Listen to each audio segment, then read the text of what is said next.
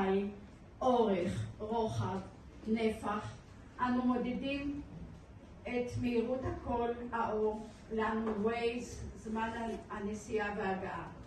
יש את זמן הטילים ונפילתם, אך אין לנו מד לעצב, לשכול, לכאב, לצער, לדמעות ולטראומה.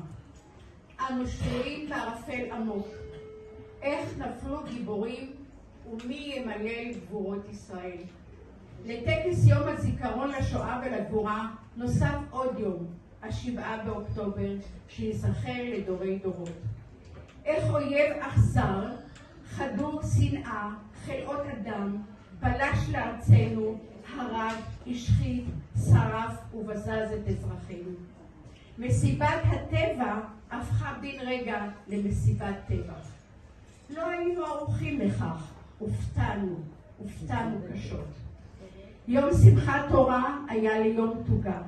האזרחים במדינתנו כואבים מאוד ומודאגים. אך החיילים נחושים ואיתנים בדעתם. אנו נתלכד וננצח וננצח.